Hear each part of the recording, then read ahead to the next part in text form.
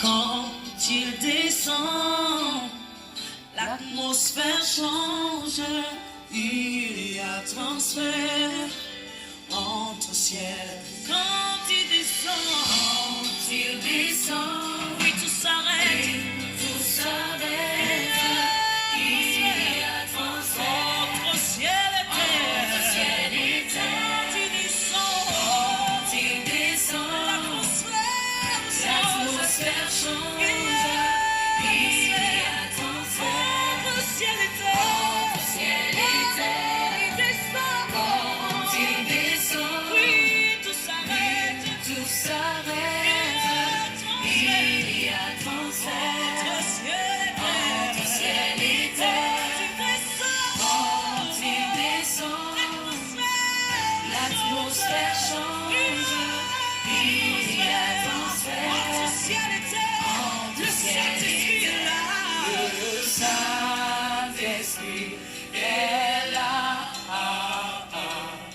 Le Saint-Esprit est là. Le Saint-Esprit est là. Il est là pour changer. Il est là pour guérir. Le Saint-Esprit est là. Ce qui arrive, les maladies s'enfuient, les aveugles voient, les paralytiques sautent de joie, les stériles enfants, les sourds entendent, par sa puissance, les maladies s'enfuient,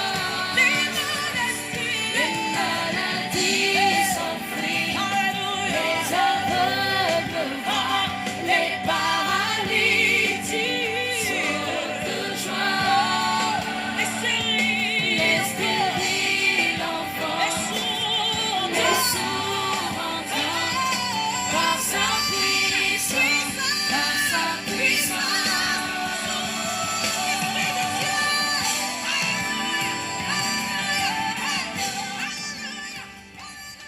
Oui, shalom dans la paix du Christ. En ce jour du Seigneur, nous vous disons bonjour.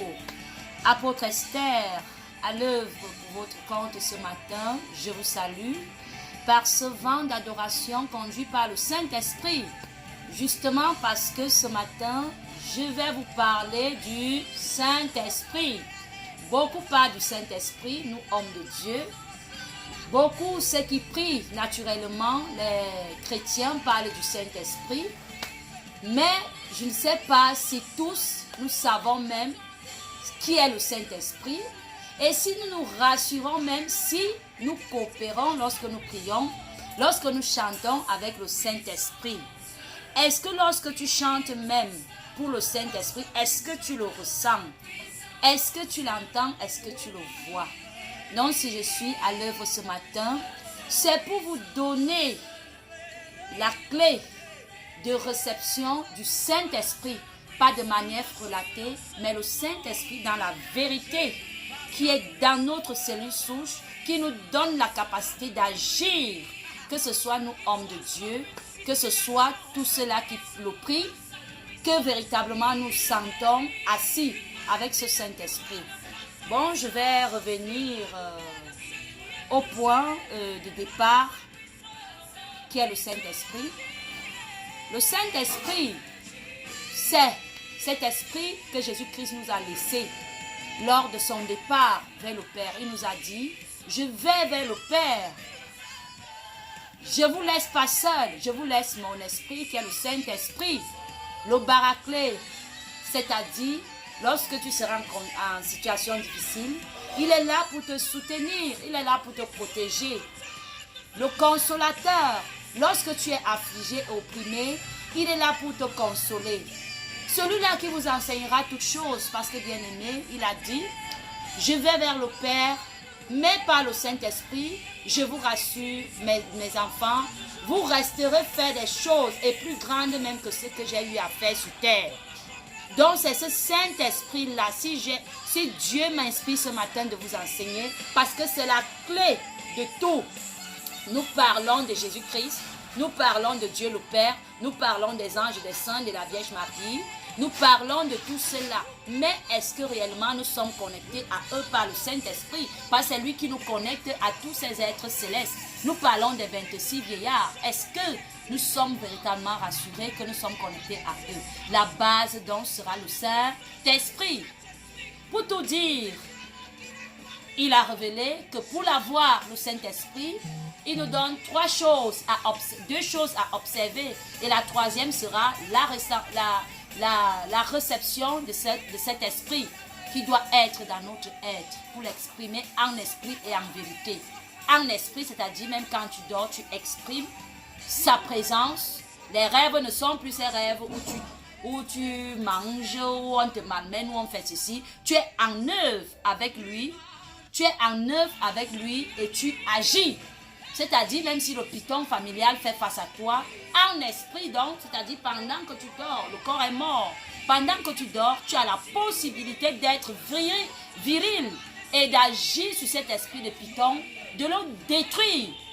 Ça c'est au premier niveau. Au second niveau, c'est que lorsque tu es en esprit, c'est-à-dire pendant que tu dors dans ton rêve, parce que le rêve c'est le règne de l'esprit, quand tu dors, quand tu seras face à un démon, le démon te fuit. Tu n'as même pas besoin de prendre beaucoup de temps pour le combattre et te réveiller le matin avec des courbatures ou quoi que ce soit. Non. Parce que tu as l'Esprit du Seigneur en toi, tu as cette possibilité même quand tu dors de combattre. Physiquement aussi, cet esprit en vérité, c'est-à-dire en vérité, tu exprimes le Saint-Esprit. C'est-à-dire que tu marches dehors là, on sait que voilà quelqu'un qui a l'Esprit du Seigneur. Ta manière de parler change, ta manière de regarder change, ta manière de faire change. Ta manière de prêcher change. Tout est neutre et naturel. C'est-à-dire le Saint-Esprit est vraiment l'élément qu'il nous faut pour que nous soyons très à l'aise dans tout ce que nous faisons, même si c'est au quotidien, même si c'est dans ton bureau. Il y a des gens, ce n'est pas seulement une affaire de ceux qui prient, ou bien une affaire des hommes de Dieu, d'hommes de Dieu. C'est une affaire même des païens. On a connu des païens qui ont le Saint-Esprit, qui ont l'Esprit du Seigneur. Qui ont l'Esprit du Seigneur parce qu'ils sont intègres et fidèles, ils vivent normalement tel que Dieu veut. Et le Saint-Esprit les assiste et on constate leurs choses marcher au quotidien. Mais le constat qu'on a fait, nous sommes vraiment désolés, c'est que dans cette mouvance, nous-mêmes chrétiens, on juge cela. On dit que mais celui-là n'est pas baptisé, il n'est pas allé dans il n'appartient pas à une obédience religieuse. Il fait comment pour réussir du coup? On le juge, il est dans le bocoigne. Non, ce ne sera pas même bien pour nous-mêmes qui nous disons enfants de Dieu ayant le Saint-Esprit. On ne juge pas sans étudier le cas. Bon, ça c'était une parenthèse. Je vais donc rentrer à l'aspect des éléments qu'il nous faut pour recevoir le Saint-Esprit. Pour avoir le Saint-Esprit. Jésus-Christ nous dit il faut craindre Dieu. Donc il faut craindre son Père.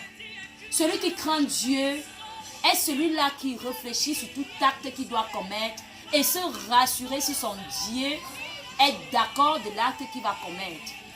Je vais prendre un exemple terre à terre. Dieu même c'est d'abord qui? Dieu c'est toi, Dieu c'est moi. Il est souffle, il est esprit. C'est-à-dire si j'ai déjà respecté le vis-à-vis, je vais prendre un exemple pour la crainte. Je suis peut-être dans un bus de transport. J'ai mon voisin qui va oublier un téléphone. Je vois comment il oublie, il sort même du car, il part. Et puis, je ne lui dis pas, j'observe le téléphone, je ne lui dis pas que monsieur, vous avez oublié votre téléphone. Mon esprit est déjà de prendre le téléphone, je commence déjà à vendre ou quoi que ce soit. Je vais me poser la question à cet instant que mes seigneurs, ce dont je pense ci-là, ou ce que je vais faire ci-là, est-ce que cela t'honore? Une fois que tu as pensé comme ça, tu as la réponse exacte. Ça, c'est lorsque nous exprimons l'Esprit du Seigneur en nous. On a le dégoût du mal, mais l'appétit du bien. Lorsque nous faisons même du mal, on est mal à l'aise, on a des démangeaisons. On ne dort pas. Celui qui craint Dieu donc est celui-là qui se renseigne à son Dieu le Père de l'acte qu'il pose, si cela coopère avec l'Esprit de son Père qui est Dieu. Là, on a craint Dieu. Et directement, si tu as craint Dieu, le deuxième aspect, c'est l'amour. Jésus-Christ nous dit, craindre Dieu et puis l'amour du prochain. Si tu crains Dieu, tu as l'amour. Si tu as la compassion de penser que vraiment, si je reste avec le téléphone de mon voisin, est-ce que ce sera bien? Ça, c'est déjà l'aimer. Et l'amour dont nous parlons ici, c'est un rayonnement qui est en nous. un rayonnement qui est en nous, qui reflète le bonheur, qui reflète la paix, qui reflète de bonnes émotions. Ce n'est non pas ce que nous voyons parfois, les gens qui viennent là, ils font des présents, tu es dans une église, tu vas dire j'offre ceci, parce que toi tu veux te faire plaisir, tu veux te faire des honneurs. Bon, c'est un acte de charité, mais ça ne symbolise pas l'amour. C'est pas l'amour. L'amour, c'est un rayonnement, un rayonnement positif qui se dégage de nous et touche le vis-à-vis et nous amène nous-mêmes à faire ce qui est bien. Et lorsque nous portons l'amour, on n'a pas besoin de montrer à qui que ce soit. Lorsque nous portons l'amour, même le chat de chez toi, c'est que celui-là est amour. Il est toujours là, il vient près de toi. Quand tu es dans de mauvaises ondes, tout fuit. Même ton voisin, quand tu es dans l'amour, il sait que tu l'aimes. Ceux qui portent l'amour, je vais prendre un exemple terre à terre. Tu vas peut-être trouver deux personnes dans des situations. Tu arrives aussi comme ça. Tu n'as même pas ouvert la bouche. Puisque tu es porteur de l'amour de ces personnes, rien que ta présence tasse leurs animaux qui sont en exercice pour se confronter négativement. Là, nous pouvons donc dire que l'amour est un rayonnement de lumière qui nous habite et qui impacte de manière neutre et naturelle ceux qui sont autour de nous. Ceux qui sont autour de nous. Et cela donc se complète avec la charité. Ces personnes qui portent l'amour, s'ils prennent son argent, ils te donnent, cet argent te sert. Cet argent te sert. Ces personnes, même s'il il va te donner même ses 100 francs, ce 100 francs va te servir parce qu'il le donne par une force d'accompagnement, un rayonnement positif qui est l'amour. Et cela te produit. Jésus-Christ nous rappelle donc ce matin, bien-aimé, lorsque tu as observé la crainte de l'Éternel qui est son Père, tu es dans l'amour comme lui, parce que lui, Jésus, il est dans l'amour. Il a dit, je ne viens pas abolir la loi de Moïse, je viens l'accomplir. Mais sachez que ce n'est plus du œil pour œil, dent pour dent, mais c'est du gifle-moi de ce côté, sois capable de tendre, prie pour ton ennemi. Nous savons que cette dimension-là, ce n'est pas facile. Il faut aussi savoir que pour atteindre cette dimension, c'est une élévation spirituelle. Il y a des hommes de Dieu qui recherchent encore cette élévation, à atteindre ce degré d'amour. Ce degré d'amour. Et dès lors que nous avons observé ce degré, ces deux dimensions dans une élévation très précise et concise, il n'y a pas deux choses qui se passent en nous. C'est la descente réelle du Saint-Esprit, d'où la Pentecôte. Là, nous sommes baptisés dans le souffle, dans les languettes de feu et du Saint-Esprit. C'est le baptême du feu et du Saint-Esprit. Le feu qui a pour ordre de consumer s'il y a encore des séquelles, des bribes en toi. Et le Saint-Esprit qui s'installe, non plus par dépannage, mais dans la plénitude. Le dépannage, c'est quoi? Il y a même d'autres. Il y a des chrétiens, certains hommes de Dieu, qui sont encore sous dépannage parce qu'ils n'observent pas encore ces règles dans la plénitude.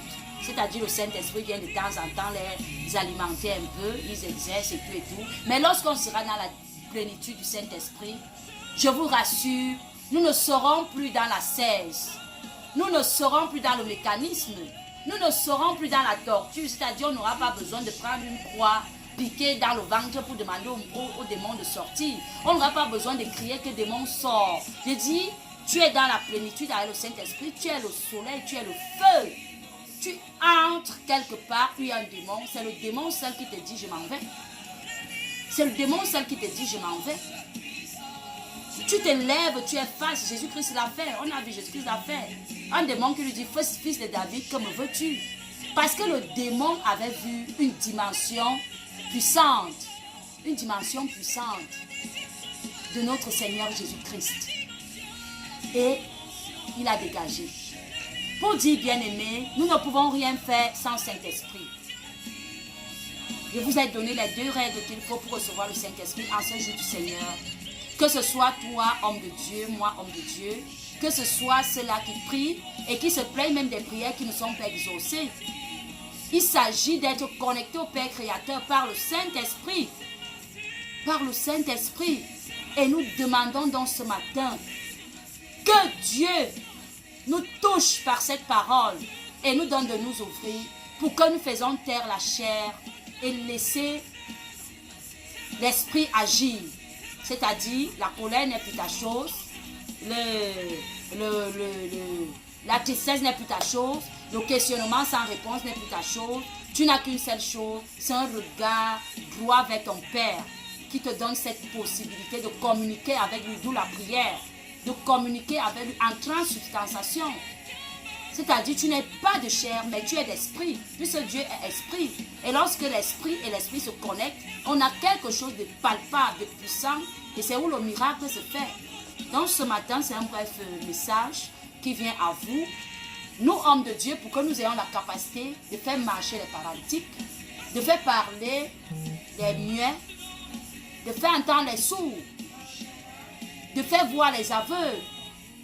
Demandons que la puissance de notre Seigneur Jésus-Christ nous touche de par cette onde de crainte de l'Éternel, par cette onde d'expression de l'amour vrai, et pour que le Saint-Esprit à son tour vienne à nous, pour s'œuvrer à nous, afin d'accomplir beaucoup de choses. Le Cameroun a besoin de nous, le monde entier a besoin de nous. Je reviens sur cet aspect de coronavirus et autres. Nous prions que le Saint-Esprit, par sa présence, par nous, hommes de Dieu, nous utilise pour que nous accompagnions ces chercheurs, ces médecins. Souvenons-nous, le Saint-Esprit, c'est un scientifique par excellence. C'est lui qui dispose de la connaissance, la science, quand nous nous référons à ses dons. Prions, nous, hommes de Dieu, dans la certitude, pour que le Saint-Esprit agisse sur ces chercheurs et médecins-là, afin que la révélation soit pour la solution à ce problème qui nous mine. Je prie donc par l'instant de la Pentecôte, Père éternel. Tu es la lumière absolue, tu es souffle, tu es esprit. Tu nous as visités ce matin par ton esprit. Nous prions que par ce Saint-Esprit, que nous soyons touchés, que nous soyons touchés, que nous soyons touchés. Et que nous nous séparons de nos égaux, que nous séparons de nos doubles, que nous séparons de nos animaux, que seule ta présence nous remplisse. Et nous savons que dans ta plénitude, Seigneur Jésus, même quand nous dormons, ton esprit est avec nous. Quand nous mangeons, il est avec nous. Quand nous marchons, il est avec nous. Que le parfum et l'arôme du Saint-Esprit qui s'est dégagé en tant qu'apôtre de Jésus-Christ, de par l'écho, le verbe activé de la puissance absolue, touche tous ceux qui regardent dans le monde entier cette prière, cette séance, et que tous vous soyez touchés. Tu as mal quelque part, le Saint-Esprit dans la plénitude descend, de par la foi que tu manifestes et la certitude, il agit sur ton problème, et l'harmonie qui se dégage entre toi et Jésus-Christ établit un contact précieux, direct et permanent entre toi et son esprit qui est le Saint-Esprit. Nous disons donc que ce soit les calebasses de sorcellerie, que ce soit le python, que ce soit la sirène, que ce soit la fée, tout ce qui t'empêche de te séparer de ce qui n'est pas bon et suivre ton Seigneur, sois séparé de cela par la puissance. Et dans la plénitude de notre Seigneur Jésus-Christ, nous vous délivrons et vous remplissons comme au jour de la Pentecôte, l'Esprit de Dieu est descendu et beaucoup de disciples ont parlé en langue. Les dons se sont manifestés. Que l'Esprit du Seigneur active en toi ce don qui était caché et dont tu ne connaissais pas. Que ce don se manifeste en tant que l'Esprit du Seigneur, non pas en temps de la calebasse, du python ou quoi que ce soit, nous parlons des bords. Soyez séparés de tout cela et recevons dans la plénitude le Saint-Esprit qui nous donne la capacité d'exprimer par le feu et par le souffle sa réalité. C'est la lumière de Dieu, c'est son pouvoir.